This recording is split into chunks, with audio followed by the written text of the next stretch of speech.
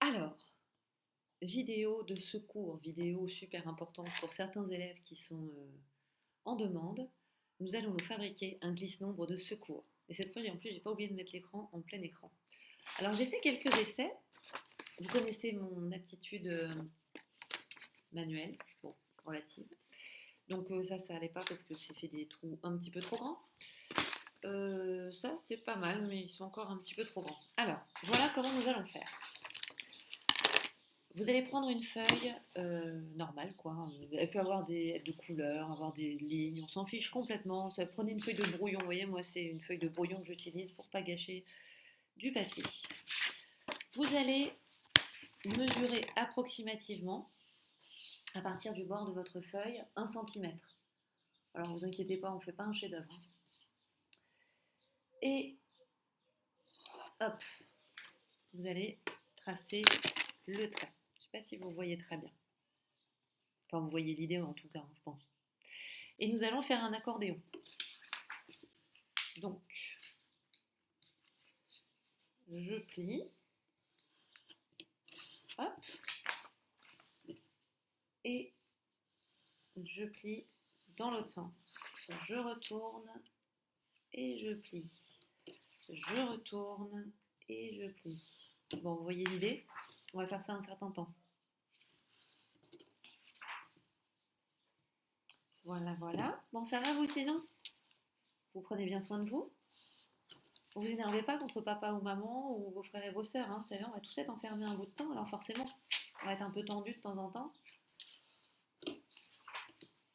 Prenez sur vous. Pensez que c'est important d'avoir des gens autour de soi qu'on aime et qui nous aiment. Même si parfois ils peuvent nous agacer. Je suppose que de temps en temps, vos frères et vos sœurs en particulier peuvent vous agacer. Mais profitez-en quand même. C'est une sacrée chance qu'ils soient là.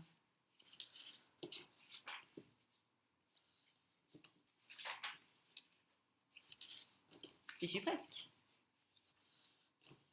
Il va vous falloir des bons ciseaux après. Éventuellement, demandez à papa ou maman de faire l'étape d'après. Comme ça évitera de couper des doigts. C'est pas la peine d'en rajouter. Bon, alors vous voyez, je fais un peu de travers. C'est pas grave.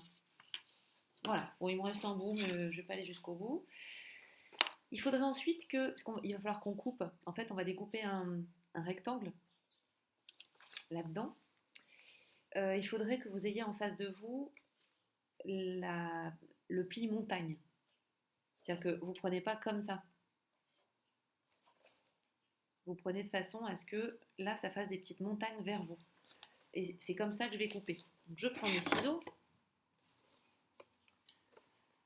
Alors j'ai vraiment pas coupé terrible, hein. On va faire avec. Et donc, hop, je coupe. Hop, je coupe aussi. Et c'est difficile. Ouais, ça demandait à vos parents de le faire, sinon j'ai peur que vous coupiez. Hop, ah, j'ai pas coupé assez là, je recommence. Et tac, voilà. Je déplie, pas comme une brute, hein. Tranquillou, tranquillou. Voilà. Et qu'est-ce que je vais faire maintenant? Eh bien déjà, je vais faire attention à ne pas tout casser. Ensuite, moi je vais compter combien j'ai fait de petites cases. J'en ai fait 1, 2, 3, 4, 5, 6, 7, 8, 9, 10, 11. Ok. 11. Sur notre glisse-nombre, habituellement, on en a 1, 2, 3, 4, 5, 6, 7, 8, 9. Donc en fait, on a fait encore mieux. Bien. Très bien. Donc 11, ça veut dire que la numéro 6, donc 1, 2, 3, 4, 5, 6, celle-là, ça va être mon unité. Alors, vous la mettez bien en évidence. Coup de stabilo, quelque chose comme ça, ce que vous voulez. Ou alors, si vous avez envie, vous faites un super beau glisse-nombre. Ce serait chouette, ça. Pourriez-vous faire des glisse-nombres magnifiques et super décorés. Et après, vous me les montreriez. J'aimerais bien, moi. Et donc là, c'est le rang des unités. Si vous voulez, vous indiquez votre virgule. Alors en fait, elle va avec l'unité, hein, donc je vais bien la mettre de la même couleur. Hop.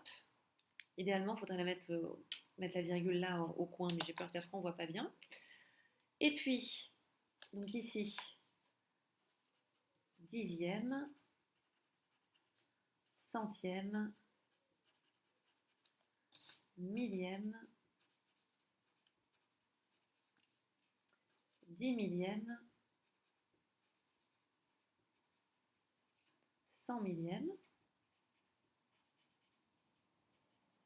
Si vous voulez, vous pouvez aussi marquer ici 1 sur 10, 1 sur 100, 1 sur 1000. Il y en a peut-être parmi vous que ça aidera. Bon, c'est à vous de voir si vous en avez besoin ou pas. Ou si au contraire, ça va vous faire trop d'informations. Et de l'autre côté, nous allons marquer dizaines avec un Z comme Zoro, centaines, milliers, 10 milliers, 100 milliers. Alors, si vous voulez, là, vous mettez 10, 100, 1000, c'est assez 1.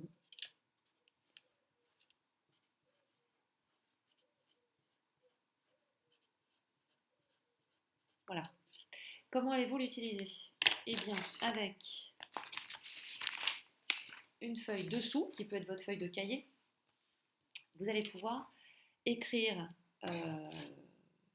vos nombres sur votre feuille de cahier.